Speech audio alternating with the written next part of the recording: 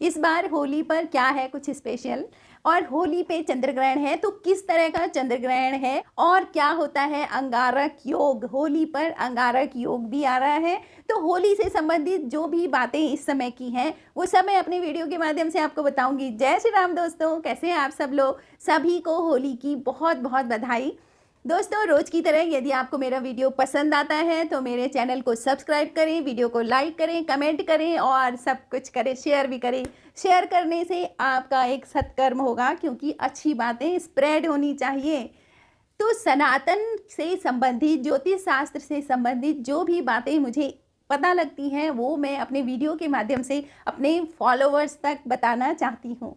तो दोस्तों होली हमारा हिंदुओं का एक बहुत ही अच्छा कलरफुल त्यौहार है, और भगवान कृष्ण ने होली खेली थी, भगवान राम ने होली खेली है। तो जब हमारे भगवान ने, हमारे पूर्वजों ने ये होली खेली है तो हम लोग भी होली खेलते हैं। इसलिए होली का बहुत ज़्यादा महत्व है। कुछ लोग कहते हैं ना कि हिंदू जो है होली के दिन पागल हो जाते हैं तो पागल खुशी से होते हैं।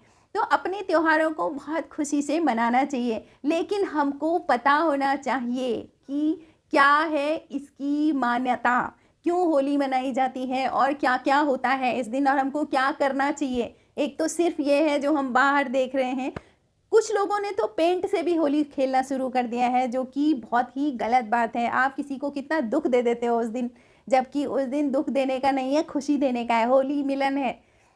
तो दोस्तों जब आप अपने इष्ट से, अपने गुरु से, अपनी सनातन संस्कृति से जुड़े होते हो तो आपका कोई अनिष्ट नहीं हो सकता, ये बात तो पक्का है। लेकिन आपको अपनी जड़ों से जुड़ा होना चाहिए।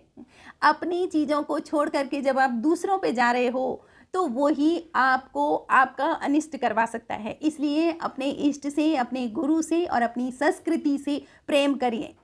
तो दोस्तों थोड़ा बहुत सुख दुख तो जीवन में लगा हुआ है ना, तो उससे कभी घबराना नहीं है। कुछ लोग तो कहते हैं ना कि हम लोगों ने क्रिश्चियनिटी को इसलिए अपनाया है क्योंकि वहाँ जाके हमें फ़ायदा मिला। तो क्या फ़ायदा देख रहे हो। सुख और दुख तो ऐसे हैं जैसे कि एक सिक्के के दो पहलू हैं, कभी हेड है, कभी टेल है, कभी सुख है, कभी दुख है। तो हम सिर्फ सुख और दुख में ही अपनी यात्रा को थोड़ी देखते हैं। इसलिए अपनी संस्कृति से प्रेम। तो इस बार होली पर चंद्र ग्रहण है।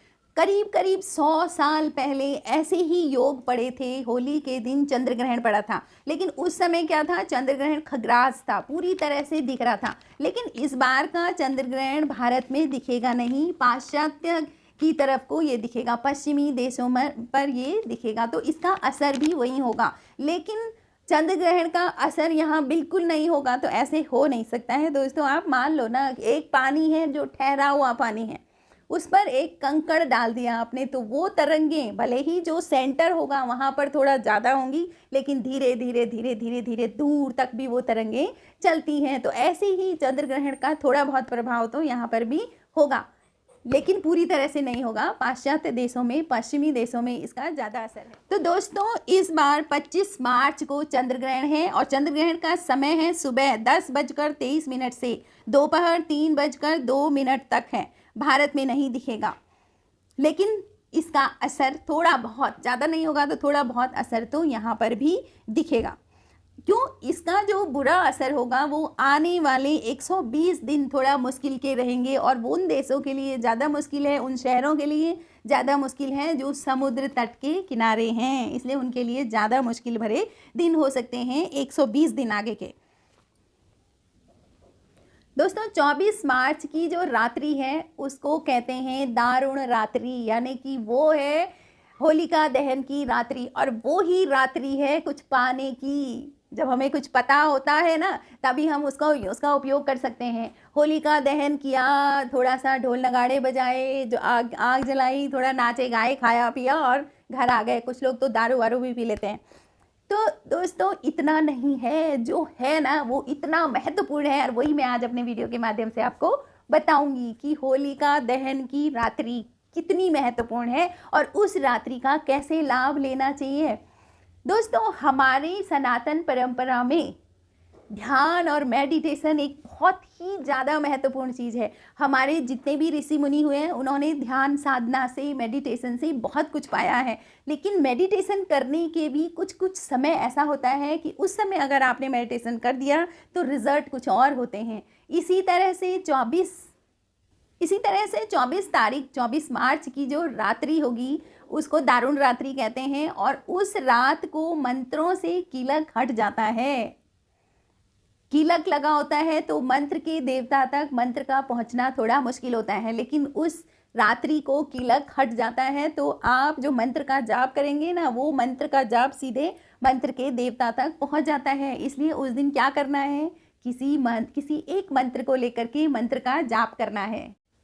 दोस्तों, दुर्गा सप्तशती के पहले अध्याय के 79 वाले श्लोक में 4 रात्रियों के बारे में वर्णन है कि ये 4 रात्रियां कितनी महत्वपूर्ण होती हैं। काल रात्रि, महारात्रि, मोहरात्रिश्च दारुणा। काल रात्रि, महारात्रि, मोहरात्रिश्च दारुणा, ये 4 रात्रियां बहुत ज़्यादा महत्वपूर्ण होती हैं। और ये जो होलिका दहन वाली रात्रि है ना, इसको बोलते हैं दारुण रात्रि। तो इस रात्रि को अगर आप मंत्र जाप करते हैं तो मंत्र बहुत जल्दी सिद्ध होता है। क्यों? क्योंकि इस दिन मंत्रों पर से जो कीलक होता है, आसमान खुला मिलता है, कीलक नहीं मिलता है। तो आप जितना आप गहराई से मंत्र जाप करेंगे तो मंत्र के देवता तक आपका मंत्र पहुंच जाएगा, सिद्ध हो जाएगा। और मंत्र सिद्ध हो गया तो आप जो चाहे वो आपको मिल सकता है। मतलब ये समझ लीजिए आप कल्प वृक्ष के नीचे बैठ गए हैं। तो आपको चाहिए कि इस रात्रि का हम उपयोग करें। हम क्या करें? मंत्र जाप करें। दोस्तों, एक मानसिक रोग होता है कुछ। कैसे? अगर आपका उपवास है तो उस दिन आपको ज़्यादा भूख लगती है, और अगर आपने आज रात को जागरण करना है तो उस दिन आपको ज़्यादा नींद लगती है। ये मानसिक रोग है।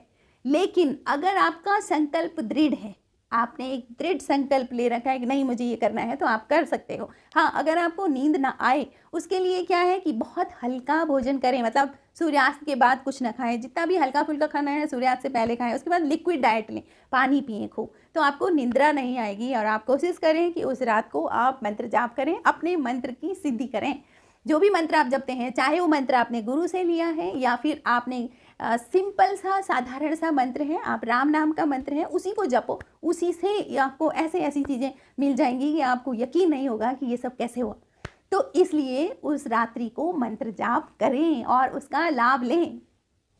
दोस्तों, मैं आपको बता रही थी कि अंगारक योग भी है इस बार। तो अंगारक योग क्या होता है? देखो, अंगार देखा है, सुना है आपने? जब लकड़ी जल जाती है उसके बाद जो जलते हुए वो लाल लाल से हो रहते हैं लकड़ी के गुटके, उनको हम अंगार बोलते हैं। तो ऐसी अंगारक योग क्या होता है? इस योग में जिस व्यक्ति की कुंडली में अंगारक योग होगा वो व्यक्ति क्रोधी हो जाएगा, हिंसक हो जाएगा, लड़ाई झगड़े करेगा, उसकी बुद्धि भ्रष्ट हो जाएगी। और अगर वो अपने दोस्तों के साथ या अपने परिवार वालों के साथ झगड़ता रहेगा, वो किसी के साथ भी अच्छे से नहीं रहेगा, सबके साथ उसकी अनबन होगी। क्यों? क्योंकि उसकी कुंडली में क्या है? अंगारक योग।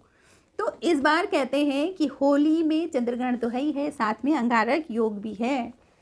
तो दोस्तों, होली की सभी को बहुत बहुत बधाई और अपनी सनातन संस्कृति से जुड़े रहें। हर त्योहार को हंसी खुशी से प्रफुल्लित होकर के मनाएं, और जिस तरीके से सब हमारे पूर्वज मनाते हुए आए हैं ना, उस तरीके से मनाएं। ऐसा नहीं है कि आप पेंट ला रहे हैं और किसी पे पेंट लगा रहे हैं, तो ये सब ना करें। इस होली मिलन में एक दूसरे को खुशी देते हैं, दुख नहीं देते हैं। आपने किसी पे पेंट लगा दिया और उसके बुरे हाल हो गए हैं, वो बेचारा परेशान हो गया, तो क्या आपसे भगवान खुश होंगे? कभी नहीं होंगे। तो इस तरह की होली खेलें। दोस्तों, एक बार फिर से आप सबको बधाई, और होली की रात्रि को जागरण जरूर करें और किसी अपने जो आपका मंत्र है उसको सिद्ध करें। Thank you for watching.